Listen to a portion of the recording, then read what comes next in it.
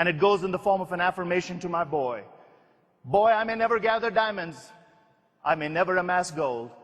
And my colleagues may consider me a failure when my business life is told. But if you can grow up godly, my son, I'll be glad, for I know I'll have been successful as your dad.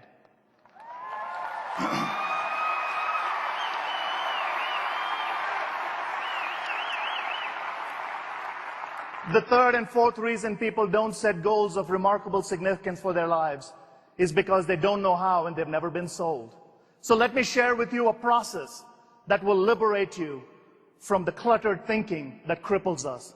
Shackled by hopelessness, bound by ineptitude, and desirous of great difference, we stand on the chasms of life watching opportunity flow by, wondering why we never jumped in, why we didn't take that chance, because we never identified what a true 24-hour champion is.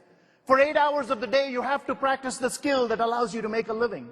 But for 16 hours of the day, you have to practice the will that allows you to make a life. When skill and will come together in one cataclysmic moment for the very first time on God's green earth, you will have unleashed that 24-hour champion. But in order to get there, you have to identify what you want to be, what you want to do, and what you want to have. And this list has got to be quantitative, not qualitative.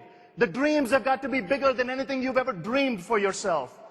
And I'm here to tell you, from an immigrant's heart, the American dream is still alive and well. But here's the beauty. It has no snooze button. Identify what you want to be. First step. I remember in 1991 sitting in a seminar in Dallas, Texas. There was my hero, the legendary Zig Ziglar himself, talking about all I could be and all I could do. And here I was, the small kid from the little town who would struggle all of my life. And the light switch was flipped. For the very first time in my life, hope was introduced. And when you get a glimpse of your potential, that's when passion is born. You have to identify what you want to be first. And I said, I want to be an international speaker and trainer. I had no more idea than a goat how I was going to do it. But when you become a slave to discipline, the world will become your oyster. Sybil Stanton wrote a book called The 25-Hour Woman, and in that she said, discipline is not on your back, needling you with imperatives. It's at your side, encouraging you with incentives. Karl Barth said, none of us can go back and make a brand new beginning, but all of us can start now and make a brand new ending. Identify your goal. But you also have to do it with purpose, which means if you want to be an astronaut, get out of veterinary school. The second step in the goal-setting process after you've identified what you want to be is list the benefits that will come your way.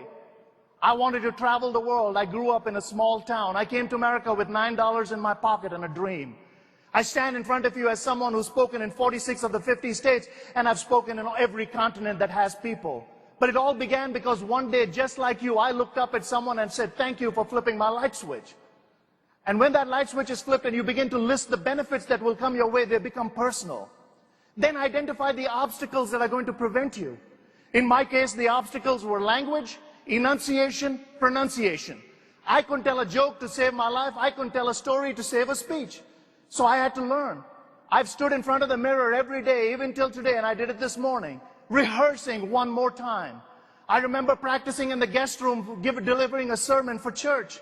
And my boy walked into the room and he said, Papa, why are you practicing? I said, son, I always practice. He said, I didn't know you practiced when it was for church. I said, why? He said, church is free.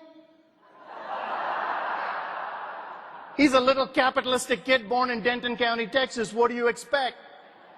So I said, boy, you make an interesting point. The day you practice for something you're not paid to do is the beginning of the journey that will take you to the place where they pay you for what you've practiced.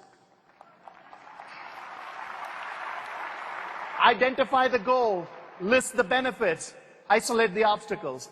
Then identify the skills and knowledge required. If you're at point A and you want to be at point B, learn what is required at point B while still at point A. As a young kid lying on a nondescript beach in a remote southern Indian town, I looked up at the heavens above and made a decision that I wanted to live in America. I was all of 8. And my father said, if that's where you want to live, I want you to start learning American history now. Because when you get there, not if, when you get there, I want you to hit the ground running. And I started learning American history. As part of course curriculum, I already had Indian history and European history, and I became a history buff. But as I practiced and prepared and learned the speeches and the renditions and the whole psychological and sociological experiment that is this here country, I became enamored with the whole process. And I remember landing in the United States and going through my citizenship process in early '91. I'm sitting opposite the lady at the Earl Cabell Federal Building in Dallas, Texas, who's administering the final part of my citizenship process. She's African American. She said, "What happened in 1862? Now, I'd been preparing for 20 years and I was ready to put a verbal dump on somebody. Gently, she cautioned me. She flipped the page over and said, "Oh no, honey, in America, it's multiple choice." And I knew I was going to make it. It is multiple choice. What do you choose? Identify the skills and knowledge required. When you're at point A, learn what is required at point B while still at point A. When you get to point B, if you get to use the information, que sera, sera. If you don't get to use the information, Rick Warren calls that having lived a purpose-driven life. Identify the influencers and the organizations that can help you. The good book said a long time ago, let the weak say, "I am strong." John Maxwell calls this the power of the inner circle. Don't let every Tom, Dick, and Harry come into your life and steal your dream. In your life, you will encounter 3 different kinds of people. One are the neutralizers. They don't add, they don't delete, they're just there. Then there are the detractors. These people suck the living joy out of everything you do. And then there are the enhancers. We're afraid of the enhancers because they're going to challenge us. They're going to ask you to make some changes and some adjustments. And those changes and those adjustments are going to be complicated. And they're going to be unnerving. But you have to make them. Because there's only one time in your life where everybody's going to say nice things about you. You're flat off your back looking up. The pastor looking down saying, "You the man.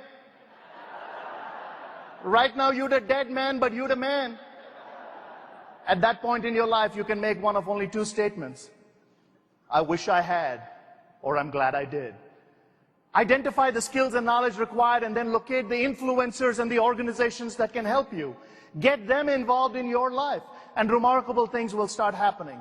Then look at your plan of action. And your plan of action is nothing more than looking at your obstacles and writing a first-person present tense overcoming statement for each of those obstacles. If my obstacles were language, enunciation, pronunciation, I joined a Toastmasters club in Dallas, Texas. Now, when I joined the Toastmasters club in Dallas, Texas, they used to ding the glass every time I said or or any one of those words that made communication difficult.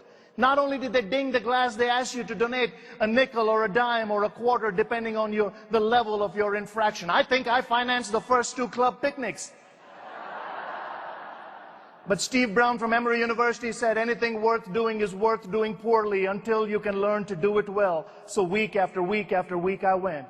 Then I heard about Dr. Carl Menninger from the Menninger Clinic in Topeka, Kansas, who said, if you feel a nervous breakdown coming on, if you feel you have a problem that is insurmountable, getting involved in solving someone else's problem will make your fear go away.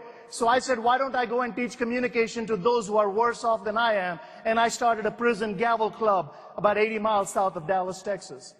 Bottom line, about 3 weeks ago, Toastmasters International gave me their highest award, the Communication and Leadership Award. I'm what you call a 13-year overnight success.